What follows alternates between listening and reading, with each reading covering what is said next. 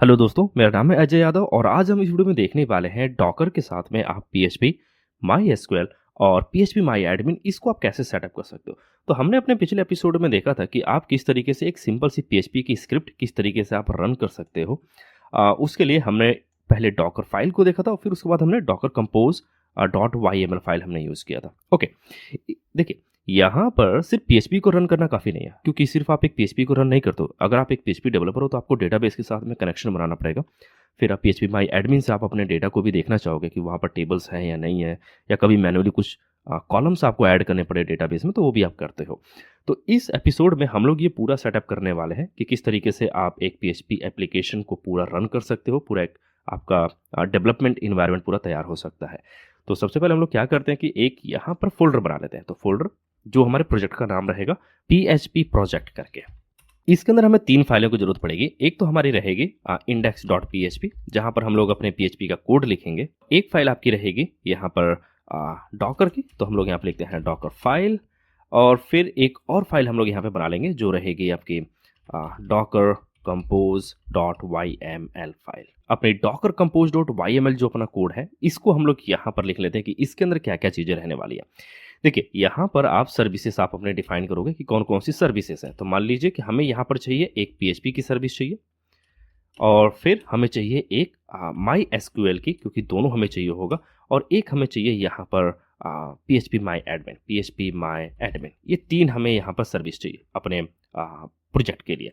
तो जो अपना पीएचपी है, इसके लिए हम लोग यहाँ पर डायरेक्टली एक इमेज यूज़ नहीं करेंगे। देखिए हमने पिछले एपिसोड में देखा था कि यहाँ पर हम लोग पीएचपी का डायरेक्ट एक इमेज हम लोग यहाँ पर यूज़ करें, बट इस बार हम लोग डॉकर फाइल का यूज़ करेंगे इस इमेज को बनाने के लिए। तो इसको हम लोग यहाँ से हटाते हैं, डॉकर फाइल का यूज़ करने वाले। तो उसके लिए हम लोग यहाँ पर लिखेंगे बिल्ड, और यहाँ पर हम लोग डॉट पास कर देंगे। डॉट का मतलब ये हो गया कि ये जो डॉकर फाइल है उसका पाथ जो कि यहीं पर है। अब हम यहाँ पर कंटेनर का नाम लिख सकते हैं। तो हम लोग यहाँ पर लिखेंगे कंटेनर नेम, जो रहेगा मान लीजिए PHP ऐप करके।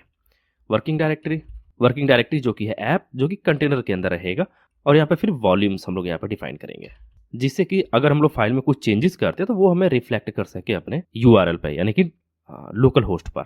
ये हो जाएगा आपका पोर्ट्स 8000, और ये रहा आपका 8000 मैपिंग। और फिर यहाँ पर हो जाएगी आपकी कमांड जो है PHP S0.8000। और ये जो अपनी PHP सर्विस है, ये अपनी डिपेंड रहेगी माई एसक्यूएल सर्विस पे, डिपेंड्स ऑन। और माई एसक्यूएल सर्विस का नाम आप यहाँ पे लिख सकते हो जो कि है माई एसक्यूएल, क्योंकि PHP को हमें कनेक्शन बनाना है अपने माई एसक्यूएल के साथ में। ओके, अब हम माई एसक्यूएल के लिए यहाँ पर कोड लिखेंगे। तो यहाँ पर हम लोग डायरेक्टली एक इमेज यहाँ पर माई एसक्यूएल की हम लोग यहाँ पे यूज़ कर सकते हैं। तो आप लोग यहाँ पे लिख सकते हो इमेज का नाम, जैसे कि माई एसक्यूएल जो रहेगी 8.0 करके। फिर आप यहाँ पे इसका भी नाम आप यहाँ पे कंटेनर नेम, और कंटेनर नेम आप यहाँ पे लिख सकते हैं माई एसक्यूएल DP करके। रिस्टार्ट जो रहेगा ऑलवेज। इन्वायरमेंट वेरिएबल जो आपके कनेक्शन में काम आएगा, जैसे कि आप यहाँ पे लिखोगे माई एसक्यूएल रूट पासवर्ड क्या रहने वाले हैं। तो ये रहने वाला आपका मान लीजिए रूट करके। फिर आपका रहेगा माई एसक्यूएल डेटाबेस जो है आपका test DB, MySQL user, और फिर आपका माई एसक्यूएल पासवर्ड जो आपका यूज़र 1 2 3 करके। तो हमने यहाँ पर इन्वायरमेंट वेरिएबल्स डिफाइन कर लिए। फिर आप यहाँ पे पोर्ट्स आप यहाँ पे डिफाइन कर सकते हो कि ये कहाँ पर आपका रन होगा। तो पोर्ट्स है मान लीजिए इसका 3306 जो कि डिफ़ॉल्ट है। यहाँ पर भी वॉल्यूम्स, मतलब ये कि ये भी अपना कुछ फाइल्स आपको देगा, क्योंकि आप ये नहीं चाहोगे कि अगर हम लोग इसको क्लोज करें तो हमारा डेटाबेस भी क्लोज हो जाए, या डेटाबेस का जो भी डेटा है वो भी ख़त्म हो जाए। तो आप यहाँ पे लिख सकते हो वॉल्यूम्स, और वॉल्यूम का आपको यहाँ पे पाथ देना पड़ेगा जो रहेगा माई एसक्यूएल डेटा करके। और ये रहेगा पाथ आपका कंटेनर में var live और माई एसक्यूएल करके। अब हमें यहाँ पर डिफाइन करना पड़ेगा अपने PHP माई एडमिन को, क्योंकि हमने 2 सर्विसेज यहाँ पे बना ली हैं, एक तो PHP की और एक माई एसक्यूएल के। और अब हम बनाएंगे PHP माई एडमिन के लिए। यहाँ पर हम लोग इमेज यूज़ करेंगे जो कि रहेगा आपका PHP माई एडमिन का, PHP माई एडमिन करके। इसका भी कंटेनर नेम जो है PHP माई एडमिन ऐप करके। रिस्टार्ट ऑलवेज पोर्ट्स, किस पोर्ट पे आप PHP माई एडमिन आप यहाँ पर रन करना चाहते हो, 8080 हम लोग, और कंटेनर के अंदर से ये रहेगा आपका 80 करके, जो कि पोर्ट को मैपिंग कर देगा ये। और यहाँ पे रहेगा आपका इन्वायरमेंट्स, और यहाँ पे वैल्यू आप यहाँ पे मैप कर सकते हो, जैसे कि आपको चाहिए PMA होस्ट करके कि कौन सा होस्ट है आपका, ये रहेगा आपका माई एसक्यूएल का, PHP माई एडमिन यानी PMA, यूज़र जो रहेगा मान लीजिए यूज़र करके, फिर PMA पासवर्ड, और ये भी आपका डिपेंड्स रहेगा आपके माई एसक्यूएल के सर्विस पे।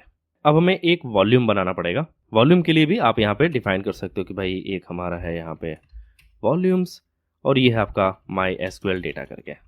ओके, यहाँ पर हमने PHP जब हमने सर्विस बनाई थी तो यहाँ पर हमने बोला था कि हम लोग बिल्ड जो अपना यूज़ करने वाले हैं, मतलब जो अपनी इमेज है PHP की, उसके लिए हम लोग डॉकर फाइल पे हम लोग यहाँ पे डिपेंड होने वाले हैं। तो इसकी वजह से हमने यहाँ पे बिल्ड के लिए लिखा था यहाँ पे डॉट करके, तो हम लोग यहाँ पर डॉकर फाइल में आएंगे और यहाँ पर हम लोग अपनी जो इमेज है वो हम लोग यहाँ पर डिफाइन करेंगे। तो हम लोग यहाँ पर लिख सकते हैं फ्रॉम, और ये रहेगा आपके, आप मान लीजिए PHP 8.3 यूज़ कर लेते हैं, 8.3 CLI वर्जन। माई एसक्यूएल और PDO वगैरह चाहिए होगा ताकि हम लोग कनेक्ट कर पाएँ अपने PHP सर्विस को माई एसक्यूएल के साथ में। तो उसके लिए आपको इंस्टॉल करने पड़ेंगे कुछ पैकेजेस। तो हम लोग यहाँ पर लिखेंगे डॉकर PHP EXT, और ये रहेगा आपका इंस्टॉल, और हमें इंस्टॉल करना है यहाँ पे MySQLi PDO, और साथ में PDO MySQL।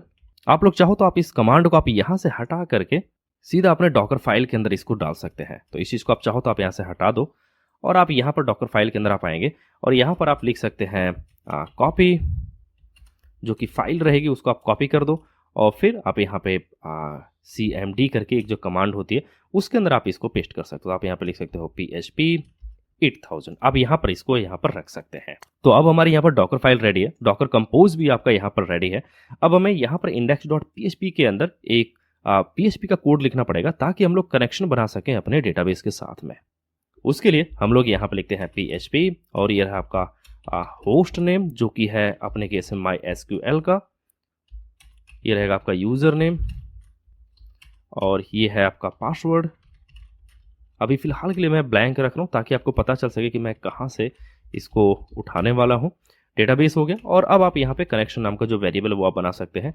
यहाँ पर हो जाएगा न्यू MySQLi, और यहाँ पर आप पास कर सकते हो होस्ट, यूज़र नेम, और ये रहा आपका पासवर्ड, और ये रहा आपका डेटाबेस। यहाँ पर जैसे ही कनेक्ट हो जाएगा तो हम लोग यहाँ पर चेक करेंगे कि इफ़ कनेक्शन कनेक्ट एरर, अगर कोई एरर आती है तो उस केस में आप यहाँ पे डाई कर सकते हो, और साथ में एक जो एरर मैसेज दे सकते हो कि भाई कनेक्शन फेल्ड।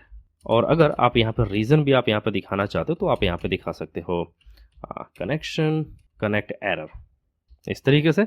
एल्स में आप यहाँ पर दिखा सकते हो कि भाई कनेक्शन सक्सेसफुल है। हम इसको सेव करते हैं। अब देखिए मुझे यहाँ पर होस्ट नेम चाहिए था जो कि है MySQL, जो कि हमारे सर्विस का नाम है। हमने यहाँ पर लिखा MySQL, उसको हमने यहाँ पर लिखा MySQL। यूज़र नेम हमें चाहिए, तो अब हमें यहाँ से मिल जाएगा यूज़र नेम। तो यहाँ पर देखिए यूज़र नेम आपका यूज़र है, तो इसको आप कॉपी कीजिए और यहाँ पर आप इसको पेस्ट कर सकते हैं। पासवर्ड जो कि MySQL का है वो है ये, तो इसको आप कॉपी करें, यहाँ पर आप इसको पेस्ट कर सकते हैं। डेटाबेस का नाम, तो डेटाबेस का नाम भी हमने यहाँ पर डिफाइन किया हुआ है जो कि है TestDB करके, इसको कॉपी करते हैं और यहाँ पर इस चीज़ को पेस्ट कर देते हैं। ओके, अब हमारा सब कुछ यहाँ पर रेडी है। एक बार हम लोग क्या करते हैं कि यहाँ पर टर्मिनल ओपन कर लेते हैं और यहाँ पर लिखते हैं डॉकर कंपोज अप करके, और इसको एंटर करते हैं। देखते हैं, थोड़ा सा वेट कर लेते हैं। ओके, यहाँ पर एक्सटेंशन इंस्टॉल हो रहा है अब। ओके कूल, यहाँ देखिए आपकी सभी सर्विसेज आपकी यहाँ पर रेडी हो चुकी हैं और वो स्टार्ट हो चुके हैं, आप यहाँ पर देख सकते हैं। ओके, अभी हम लोग कंटेनर्स के अंदर चलते हैं। तो कंटेनर्स के अंदर भी आप देखोगे तो यहाँ पर हमारा PHP प्रोजेक्ट है, और इसके अंदर अगर हम लोग जाते हैं तो यहाँ पर देखिए MySQL DB, PHP ऐप और PHP MyAdmin, तीनों सर्विसेज हमारे यहाँ पर रन हो रही हैं एज अ कंटेनर। अब आपको अगर यहाँ पर PHP MyAdmin रन करना तो इस पर आप क्लिक कर सकते हैं। PHP ऐप आपको देखना तो यहाँ पर 8000 पोर्ट पर, तो सबसे पहले हम लोग इस पर क्लिक करते हैं 8000 पोर्ट पर। तो ये देखिए कनेक्टेड सक्सेसफुली, हमारा यहाँ पर कनेक्शन हो चुका है अपनी एप्लीकेशन के अंदर डेटाबेस के साथ में। ओके, अब हम लोग यहाँ पर PHP MyAdmin को देखते हैं, तो इस पर हम लोग यहाँ पर क्लिक करते हैं 8080 पोर्ट पर। तो अब देखिए ये रहा आपका PHP MyAdmin जो कि आपका यहाँ पर सक्सेसफुली रन हो रहा है, और इसके अंदर आप देखोगे यहाँ पर TestDB करके है हमारे पास, और इसके अंदर फिलहाल के लिए कोई टेबल नहीं है, बट अगर आप चाहो तो यहाँ पर टेबल आप बना करके आप इसको रन कर सकते हो। अभी हम लोग अपने TestDB के अंदर एक टेबल यहाँ पर बना लेते हैं। ऐसा करते हैं ताकि हम लोग देख सकें क्या ये सच में चल रहा है। तो यहाँ पर क्रिएट टेबल है कि जो यूज़र नाम की, जिसके अंदर ID है, नेम है, ईमेल है, और साथ में क्रिएटेड एट है कि ये कब क्रिएट किया गया, और हम इसको गो पे क्लिक कर देते हैं। ये देखिए आपकी एक यूजर्स नाम की एक टेबल यहाँ पर बन गई है। अब इसके अंदर कुछ डमी डेटा हम लोग MySQL के थ्रू यहाँ पर ऐड कर देते हैं।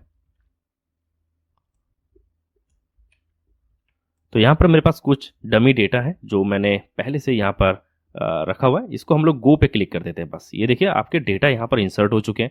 आईडी है, आपकी नेम है, ईमेल है और यहाँ पर क्रिएटेड ऐड करके है यहाँ पर index.php के अंदर। और यहाँ पर हम लोग वो कोड लिख सकते हैं जिससे कि हम उस डेटा को प्रिंट कर सकें। तो मैं यहाँ पर पेस्ट कर देता हूँ। ये देखिए यहाँ पर हमने क्या किया कि सिलेक्ट स्टार फ्रॉम यूजर्स, ताकि सभी यूजर्स को सिलेक्ट किया जाए। और यहाँ पर आपका हो गया क्वेरी यहाँ पर रन हुई, यहाँ पर हो गया यूजर लिस्ट और यहाँ पे नंबर ऑफ रोज हैं और यहाँ पर आप उसको सभी डेटा को आप यहाँ पे प्रिंट होते हुए आप देखेंगे। मैं इसको सेव करता हूँ।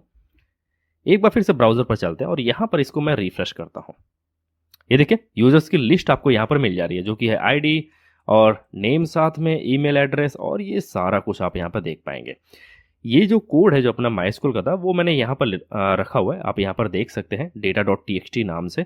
और यहाँ पर हो गया आपका डॉकर फाइल, ये हो गया आपका index.php और ये हो गई आपकी docker compose.yml।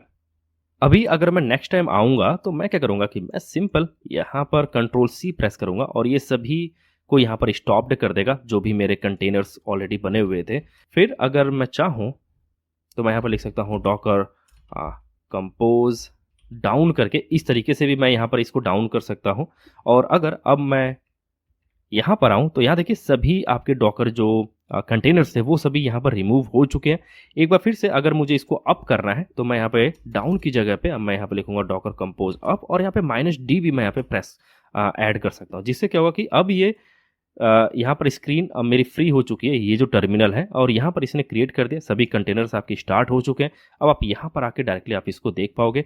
और अगर आपको देखना है कि ये कैसे रन हो रहा है या आपको वापस से देखना है तो आप यहाँ पर देख पाओगे कि ये हमारा सारा डेटा यहाँ पर आपको दिखाई दे रहा है। अभी आप एक चीज़ यहाँ पर देखोगे तो मैं आपको एक चीज़ दिखाता हूँ। यहाँ पर जो अपना MySQL है ये वाला, इसके अंदर हमने वॉल्यूम्स यहाँ पर यूज़ किए हुए जो कि MySQL डेटा करके।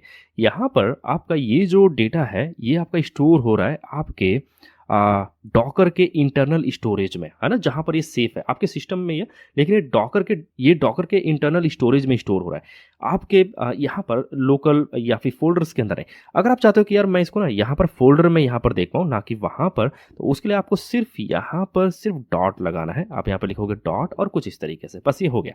अब ये MySQL डेटा करके यहाँ पर एक फोल्डर बना लेगा और उसके अंदर अपनी सभी फाइलों को यहाँ पर रखेगा। क्लियर कर लेते हैं एक बार, डॉकर कंपोज डाउन कर लेते हैं। देखिए सभी यहाँ पर स्टॉप्ड हो चुके हैं और एक बार फिर से हम इसको अप कर देते हैं।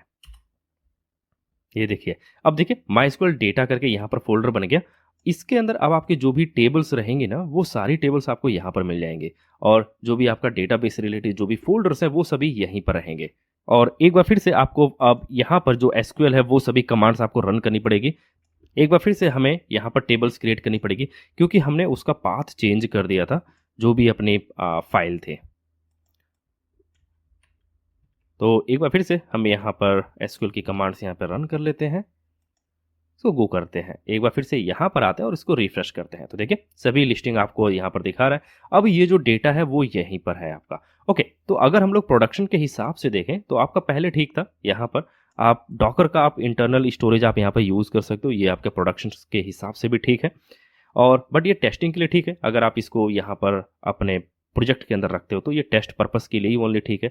अगर आप प्रोडक्शन में जाते हो तो आप इसको इसी तरीके से आप रखें, ये आपका प्रोडक्शन ग्रेड है। अब आपका यहाँ पर एक PHP प्रोजेक्ट यहाँ पर रेडी है जिसके अंदर हमने MySQL DB रखा, PHP My Admin रखा और एक PHP ऐप भी हमने यहाँ पे बना लिया, है ना। जो भी एक कॉमन एक प्रोजेक्ट होता है PHP का, उसके लिए आपको सिर्फ यहाँ पर 2 फाइलों की जरूरत पड़ेगी, डॉकर compose.yml और डॉकर फाइल, बस।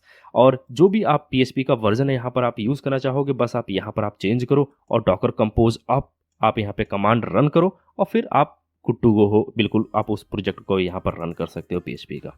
आई होप कि आपको वीडियो अच्छी लगी होगी। यदि से रिलेटेड कोई क्वेश्चन आपके मन में तो आप कमेंट सेक्शन में लिखिए, मैं उसको जरूर जवाब दूंगा। मैं तब तक के लिए बाय बाय।